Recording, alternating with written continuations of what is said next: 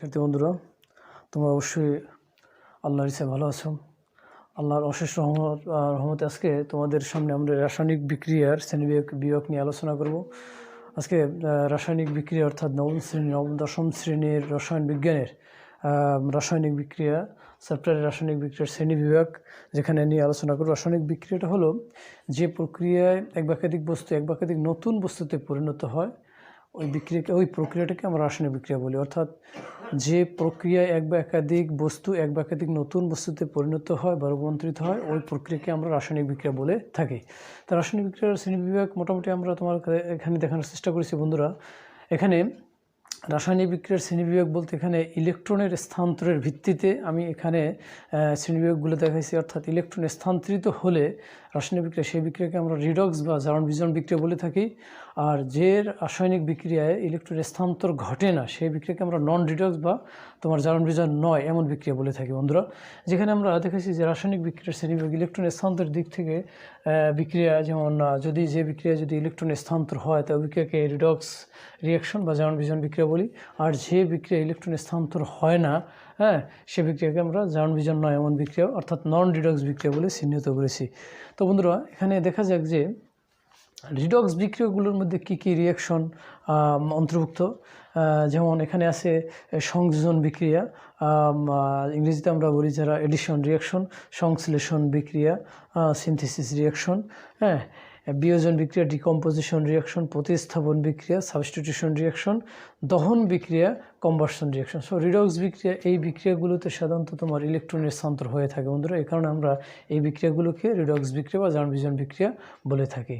So সংযোজন, সংশ্লেষণ, বিয়োজন, প্রতিস্থাপন এবং দহন বিক্রিয়া। আর যে সকল বিক্রিয়ায় ইলেকট্রন স্থানান্তর ঘটে না তাদেরকে নন রিডক্স বিক্রিয়া বলি। নন রিডক্স বিক্রিয়াগুলোর মধ্যে এরকম আছে তোমাদের বইয়ে বন্ধুরা, যেমন পশম বিক্রিয়া, নিউট্রালাইজেশন রিয়াকশন, অদক্ষণ বিক্রিয়া, প্রিসিপিটেশন রিয়াকশন, আর্দ্র বিশ্লেষণ বিক্রিয়া যেটাকে আমরা বলি বা পানি বিশ্লেষণ বিক্রিয়া বলে থাকি, যে হাইড্রোলাইসিস রিয়াকশন। আবার পানি যোজন বিক্রিয়া হয়, যেমন সেটা হলো হাইড্রেশন রিয়াকশন। পানি বিশ্লেষণ বা আর্দ্র বিশ্লেষণ বিক্রিয়া আর পানি যোজন বিক্রিয়া এক নয়, এটা একটা আর্দ্র বিশ্লেষণ, একটা হলো পানি যোজন বিক্রিয়া।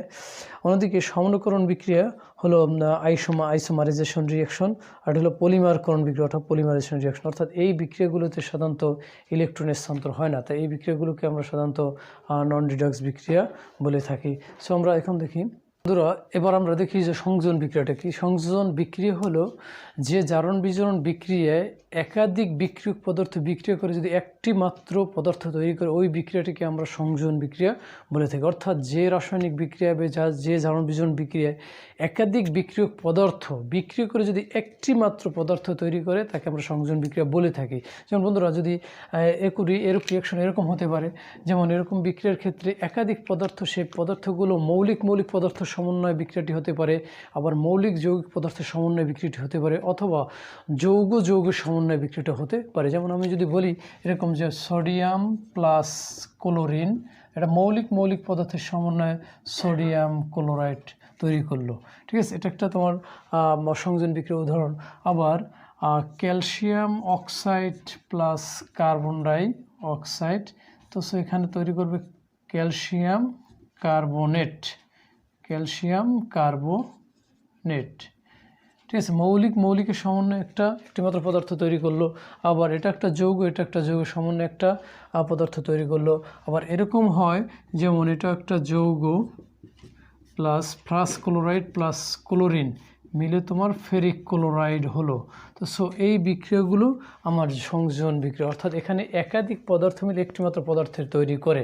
অর্থাৎ এটা এই সংযোজন বিক্রিয়া হতে পারে মৌলিকের সমন্বয় হতে পারে, যৌগের সমন্বয় হতে পারে, অথবা যৌগ মৌলিক পদার্থের সমন্বয় হতে পারে। এই বিক্রিয়াগুলোকে আমরা বলবো যে সংযোজন বিক্রিয়া। এখানে দেখি বন্ধুরা যে আমাদের সংশ্লেষণ বিক্রিয়াটি কি, আমরা একটু দেখি যদি সংশ্লেষণ বিক্রিয়াটি, সংশ্লেষণ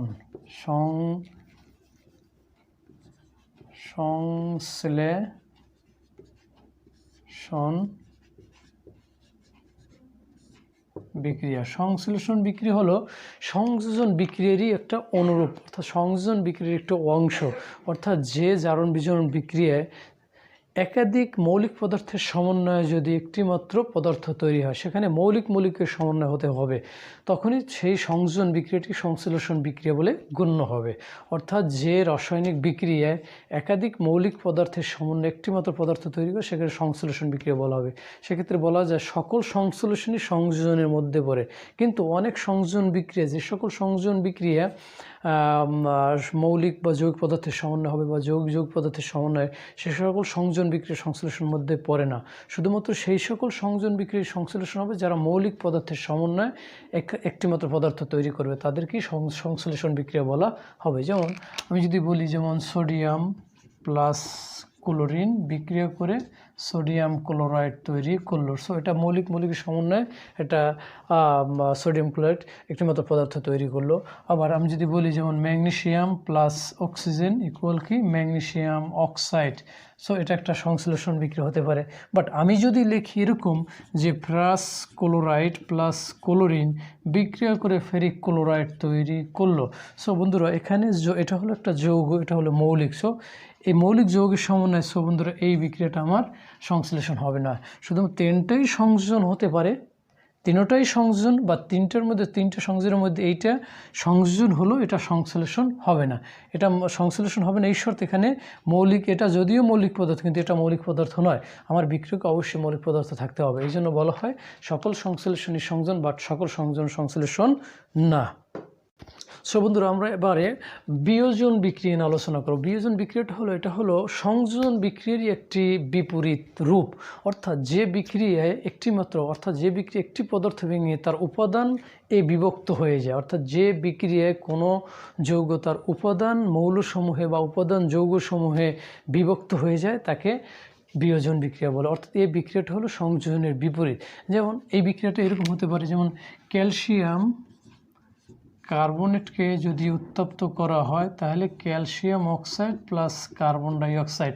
আমরা পূর্বে দেখেছি যে ক্যালসিয়াম অক্সাইড এবং কার্বন ডাইঅক্সাইড মিলে এটা একটা সংযোজন বিক্রিয়া হিসেবে ক্যালসিয়াম কার্বন তৈরি করলো। কিন্তু এখানে দেখা যাচ্ছে ক্যালসিয়াম কার্বন থেকে ভেঙে তার উপাদান সময় বিভক্ত হয়ে গেল। অর্থাৎ যে বিক্রিয়া একটা যৌগ তার উপাদান সময় বিভক্ত হয়ে যায় তাকে বিয়োজন বিক্রিয়া বলে। আবার যেমন আমি যদি পানির মধ্যে যদি বিদ্যুৎ প্রবাহিত করি, পানির মধ্যে দিয়ে বিদ্যুৎ প্রবাহিত করলে সেখানে পানি ভেঙে হাইড্রোজেন প্লাস অক্সিজেন তৈরি করে। অর্থাৎ এটাও একটা তোমার বিয়োজন বিক্রিয়ার উদাহরণ। আবার যদি বলা হয়, যেমন ফসফরাস পেন্টাক্লোরাইডকে যদি উত্তপ্ত করা হয় তাহলে ফসফরাস ট্রাইক্লোরাইড প্লাস ক্লোরিন তৈরি করে। এটা একটা বিয়োজন বিক্রিয়ার উদাহরণ। এটা ভেঙে ক্যালসিয়াম অক্সাইড কার্বন ডাইঅক্সাইড তার উপাদানে বিভক্ত হলো, পানি ভেঙে তার উপাদানে বিভক্ত হলো, ফসফরাস পেন্টাক্লোরাইড ভেঙে তার উপাদানে বিভক্ত হলো। আবার যদি পটাশিয়াম ক্লোরাইডকে উত্তপ্ত করা হয় তাহলে সেখান থেকে পটাশিয়াম ক্লোরাইড প্লাস অক্সিজেন তৈরি হলো। সো এগুলো বিয়োজন বিক্রিয়ার উদাহরণ। বন্ধুরা, আমরা এবার প্রতিস্থাপন বিক্রিয়া দেখি। যে প্রতিস্থাপন বিক্রিয়া হলো এই বিক্রিয়া, যে বিক্রিয়ায় কোনো যৌগের অণুহতে অন্য একটি পরমাণু বা মূলক, ওই যৌগের অণুহতে যদি কোনো পরমাণু বা মূলককে যদি প্রতিস্থাপিত করে, তাহলে এই বিক্রিয়াকে প্রতিস্থাপন বিক্রিয়া বলা হয়। অর্থাৎ একটি যৌগের অণুহতে কোনো পরমাণু বা মূলককে, অন্য কোনো সক্রিয় পরমাণু বা মূলক দ্বারা যদি প্রতিস্থাপিত হয় তাহলে ওই বিক্রিয়াকে প্রতিস্থাপন বিক্রিয়া বলে। সো বন্ধুরা, আমরা যদি দেখি, যেমন জিঙ্কের সাথে আমরা যদি সালফিউরিক অ্যাসিডের বিক্রিয়া করি, সো এখানে এই সালফিউরিক অ্যাসিড হতে হাইড্রোজেনকে, জিঙ্ক হাইড্রোজেন থেকে বেশি সক্রিয় হওয়ার কারণে জিঙ্ক হাইড্রোজেনকে প্রতিস্থাপিত করে দিবে। অর্থাৎ এখানে তৈরি করবে জিঙ্ক সালফেট, আর হাইড্রোজেন সে মুক্ত হয়ে হাইড্রোজেন গ্যাস তৈরি করবে। সো এই বিক্রিয়া হলো প্রতিস্থাপন বিক্রিয়া। অর্থাৎ সালফিউরিক অ্যাসিড হতে হাইড্রোজেনকে জিঙ্ক প্রতিস্থাপিত করলো, সেটা একটা প্রতিস্থাপন বিক্রিয়ার উদাহরণ। আবার বলতে পারি, যেমন সোডিয়ামের সাথে HCl এর বিক্রিয়া যদি করি তাহলে সোডিয়াম হাইড্রোজেনকে প্রতিস্থাপিত করে বা সোডিয়াম ক্লোরাইড এবং হাইড্রোজেন গ্যাস তৈরি করবে। এরকম এটা একটা প্রতিস্থাপন বিক্রিয়া। আবার জিঙ্ক প্লাস কপার সালফেটের যদি বিক্রিয়া করি বন্ধুরা, জিঙ্ক কপারকে প্রতিস্থাপিত করে তোমার এখানে জিঙ্ক সালফেট প্লাস কপার তৈরি করবে। সো এই বিক্রিয়ায় যে পরমাণু বা মূলক সক্রিয় হবে সেই পরমাণু বা মূলক অন্য যৌগের অনুভূতি অন্য কোনো পরমাণু মূলককে প্রতিস্থাপিত করে তার জায়গা দখল করে যৌগ বা তৈরি করবে। এখানে দেখা যায় যে এই সকল বিক্রিয়া হলো প্রতিস্থাপন বিক্রিয়ার উদাহরণ। সো বন্ধুরা, এবার আমরা দেখি যে দহন বিক্রিয়া। দহন বিক্রিয়া হলো যে রাসায়নিক বিক্রিয়ায় কোনো মৌল বা কোনো যৌগ বাতাসের অক্সিজেনের উপস্থিতিতে বাতাস অক্সিজেনের উপস্থিতিতে বিক্রিয়া করে ওই মৌলের অক্সাইডে পরিণত হয়, তাহলে ওই বিক্রিয়াকে দহন বিক্রিয়া বলে। আবারও বলছি বন্ধুরা, দহন বিক্রিয়া হলো এমন একটি বিক্রিয়া যে বিক্রিয়া কোনো মৌলিক পদার্থ অথবা কোনো যৌগিক পদার্থ বাতাসের অক্সিজেনের সাথে বিক্রিয়া করে মৌলের অক্সাইডে রূপান্তরিত হয়, তাকে দহন বিক্রিয়া বলে। সো বন্ধুরা, আমরা যদি দেখি যেমন হাইড্রোজেনের দহন বিক্রিয়া, যেমন হাইড্রোজেন প্লাস অক্সিজেন বিক্রিয়া করে পানি, তাহলে H2 তৈরি করলো, অর্থাৎ এখানে এটা একটা দহন বিক্রিয়া, অর্থাৎ এখানে হাইড্রোজেনের দহন হলো।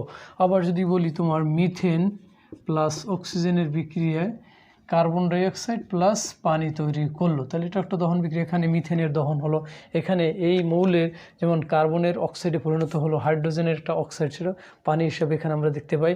আবার যদি বলি ম্যাগনেসিয়াম প্লাস অক্সিজেন, তাহলে এটাও একটা তোমার দহন বিক্রিয়া, ম্যাগনেসিয়াম অক্সাইড তৈরি করলো। আবার যদি বলি সোডিয়াম প্লাস অক্সিজেন বিক্রিয়া করে কি সোডিয়াম অক্সাইড, এখানে হলো এগুলো হলো দহন বিক্রিয়ার উদাহরণ। আবার যদি বলি তোমার sulphur plus oxygen sulphur die oxide, এগুলো সব হলো দহন বিক্রিয়ার উদাহরণ। অর্থাৎ যে বিক্রিয়া কোনো মৌলিক পদার্থ অথবা যৌগ পদার্থ বাতাসে অক্সিজেনের সাথে বিক্রিয়া করে এই মৌলের অক্সাইড অর্থাৎ ওই মৌলের অক্সাইডে পরিণত হয়, তাহলে এই বিক্রিয়াকে দহন বিক্রিয়া বলে।